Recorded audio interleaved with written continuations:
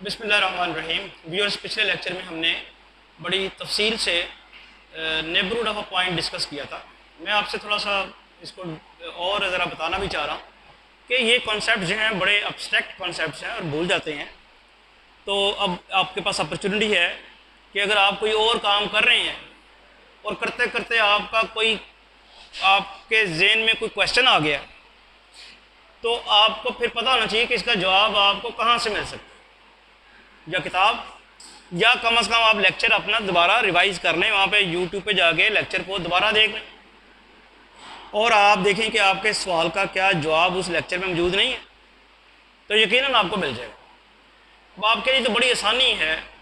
हमें तो कोई एक दफ़ा कोई टीचर जब बता देते थे तो उसके बाद तो अवेलेबिलिटी नहीं होती थी, दोबारा तो चांस ही नहीं होता था कि कोई उससे उनसे बात की जा सके या पूछी जा सके। तो बड़ी मुश्किल से हमने पढ़ा हुआ है।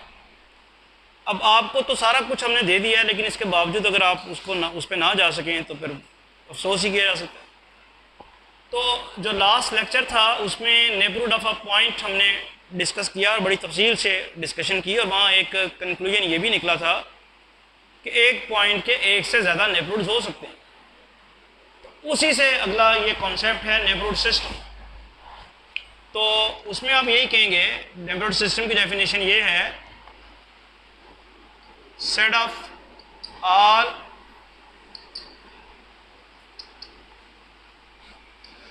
neighborhoods of a point x in a metric space x is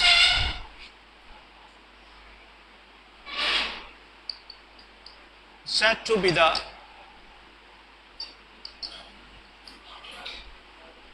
neighborhood system of small x. ये डिफरेंस जरा ध्यान में रखिएगा। स्मॉल एक्स वो पॉइंट है जिसका आप नेबरहुड ले रहे हैं, और कैपिटल एक्स मैट्रिक्स स्पेस है जिसका आपने पॉइंट दिया। It is denoted by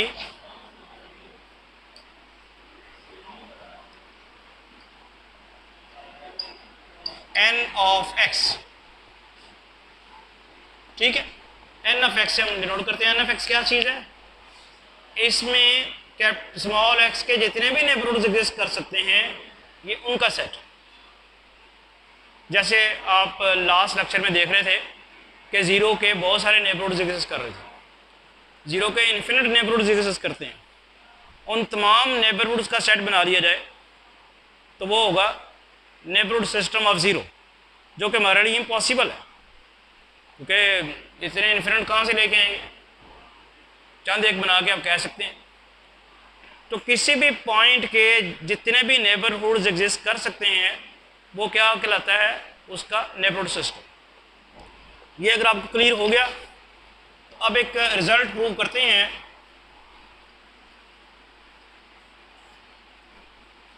the intersection of any two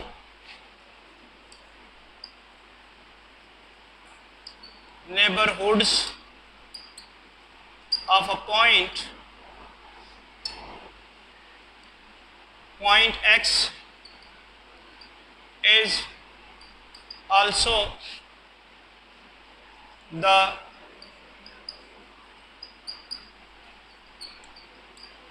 neighborhood of x। सबसे पहले थ्योरम की स्टेटमेंट, फिर उसके प्रूफ की तरफ। थ्योरम की स्टेटमेंट क्या है कि एक पॉइंट है मैट्रिक स्पेस का स्मॉल एक्स, उसके दो नेबरहुड्स आपने दिए हुए हैं, उन दोनों नेबरहुड्स की इंटरसेक्शन भी उस पॉइंट का नेबरहुड होगी। प्रूफ की तरफ चलते हैं। प्रूफ में आपको क्या अज्यूम करना है? सबसे पहले ऑब्वियसली मैट्रिक स्पेस होगी, उसका पॉइंट होगा, फिर उसके दो नेबरहुड जो उसने कहे हैं वो होंगे। तो आप ये लेते हैं, let n1 n2 be two neighborhoods of a point x belong to capital X, ठीक है। देन आपने साबित क्या करना है, then we have to show that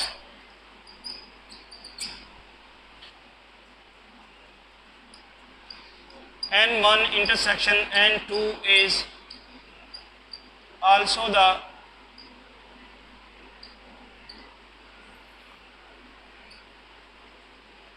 neighbourhood of x, ये हमने साबित किया।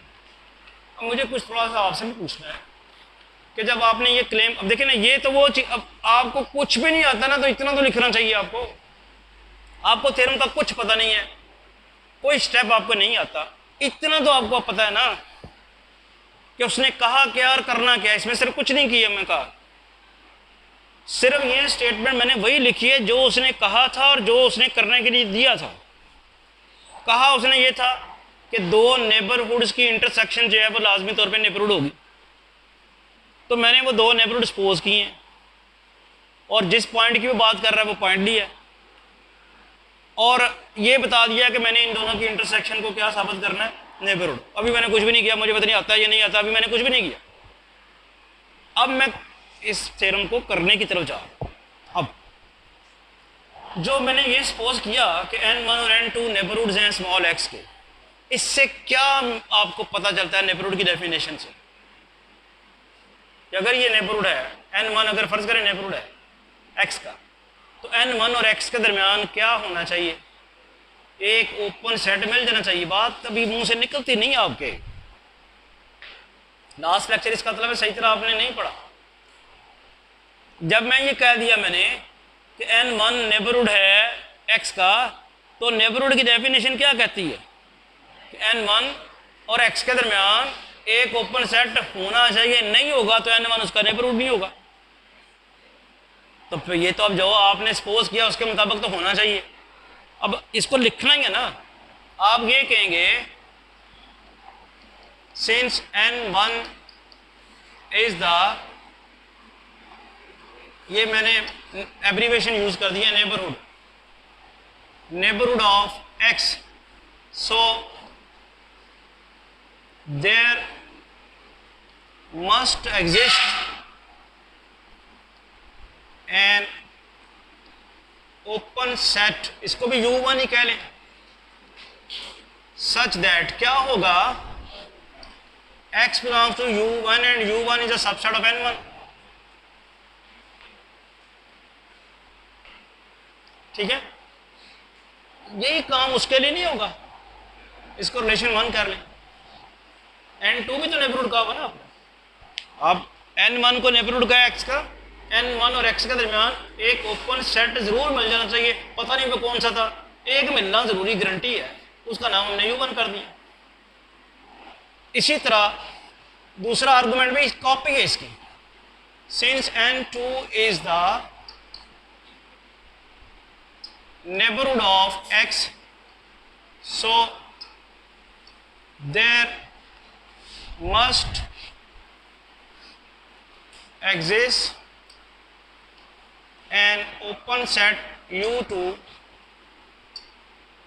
such that g x belongs to u2 and u2 is a subset of n2, इसे रिलेशन 2 कर दें। गारंटीड है ना, n2 जो ये x का नेबरहुड है, n2 और x के दरमियान कोई ओपन सेट एग्जिस्ट करना चाहिए, उसका नाम हमने u2 कह दिया। अगला बात करें, इन दोनों से अब क्या रिजल्ट निकलेगा। आप कहते हैं x1 u1 का सबसेट, u1 को बिलोंग करता है, x2 x u2 को भी बिलोंग करता है। अगर x u1 और u2 को बिलोंग करता है तो आपका क्या ख्याल है, ये u1 इंटरसेक्शन u2 को बिलोंग करेगा कि नहीं करेगा? करेगा। और इधर सिचुएशन देखें, आप कह रहे हैं u1 सबसेट है n1 का और u2 सबसेट है किसका, n2 का। जब मैं u1 और u2 की इंटरसेक्शन लूँगा तो क्या वो n1 n2 की इंटरसेक्शन का सबसेट होगा कि नहीं होगा? u1 और u2 की इंटरसेक्शन लेने से ऑब्वियसली कुछ पॉइंट्स निकल जाएंगे, कॉमन पॉइंट्स ही रह जाएंगे। इधर उधर भी यही सिचुएशन बनेगी, n और n2 के कुछ कॉमन पॉइंट रह जाएंगे और वो कॉमन पॉइंट्स जो हैं इसके कॉमन पॉइंट्स उनके कॉमन पॉइंट्स के अंदर ही शामिल होंगे। ये सेट ऑब्वियसली U1 से बड़ा है, ये भी U2 से बड़ा है। इनमें जो पॉइंट्स निकलेंगे और उनमें जो पॉइंट्स निकलेंगे अभी उसमें फिर भी ज़्यादा ही होंगे, बड़े सेट्स हैं।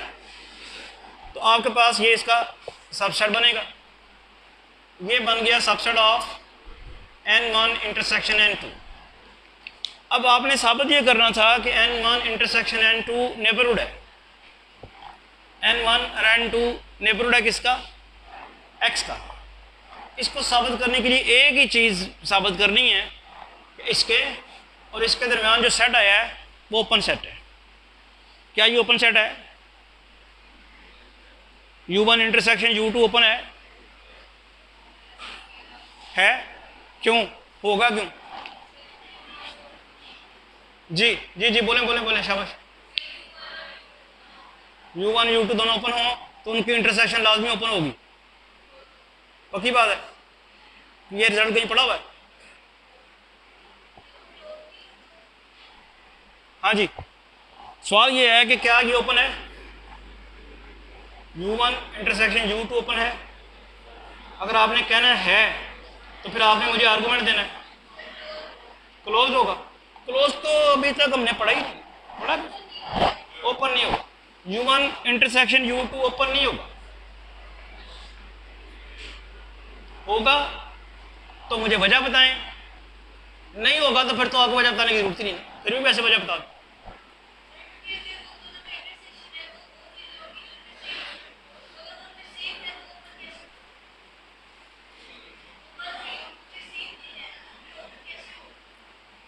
चलें शाबाश, कुछ तो आपने बताया। हाँ जी, ये U1 इंटरसेक्शन U2 ये तो बता रही है कि ओपन नहीं है, और वजह भी उन्होंने बताई है कि इन दोनों में सेम चीज़ें होंगी, इसलिए ये कह रही हो कि U1 और U2 की सेम चीज़ें होंगी, तो सेम चीज़ें हमें क्या हजम नहीं होती हैं?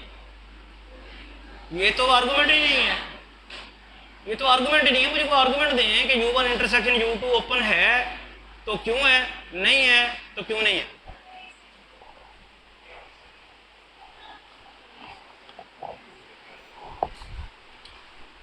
ये ज़हन में रहे कि हम कह चुके हैं कि U1 ओपन सेट है, U1 ओपन सेट है, U2 ओपन सेट है। U1 इंटरसेक्शन U2 ओपन होगा या नहीं होगा? होगा तो क्यों होगा? कोई आप रिजल्ट पढ़ चुके हैं जिसकी वजह से आप ये कह रहे हैं?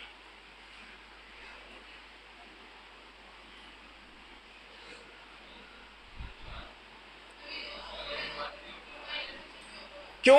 मैं रीजन पूछ रहा हूं, इन दोनों के इंटरसेक्शन ओपन क्यों हो गया? खुदा के बंदो, एक थ्योरम पढ़ाया हुआ आपको, लेक्चर भी अपलोड किया हुआ है कि open sets, finite number of open sets की इंटरसेक्शन हमेशा ओपन होती है।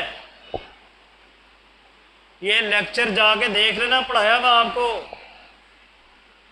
ओपन जिसमें तुमने फटा डाला था कि जी वो तुम सेट के अंदर चली गई थी और मैंने कहा था सेट के अंदर नहीं जाना, तादाद देखनी है। मैं क्या करूं आपके साथ, बताओ जरा। यानी finite number of open sets की इंटरसेक्शन ओपन होती है। तो दो की ले रहे हैं तो तादाद में तो फाइनाइट ही हुए ना। दो क्या 50, 100, 1000, 1 करोड़ भी लें तो उनकी इंटरसेक्शन ओपन होगी। हमने तो सिर्फ 2 पकड़े हुए हैं। तो उस रिजल्ट की वजह से जो हम प्रूव कर चुके हैं कि ओपन सेट्स की तादाद अगर फाइनाइट हो तो उनकी इंटरसेक्शन लाजमी ओपन होती है। लिहाजा U1 और U2 दोनों चूंकि ओपन सेट्स हैं इसलिए इंटरसेक्शन इसकी क्या होगी? ओपन होगी। अब जैसे ही ओपन हुई तो ये इसका क्या हो गया? नेबरहुड। तो आप ये कहेंगे, आर्गुमेंट आप यहाँ पे ये देंगे, since U1 U2 are open sets and the, अब मैं दोनों ही रिजल्ट लिख रहा हूं, intersection of any finite number of open sets is open, so u1 intersection u2 is open. So from 3 we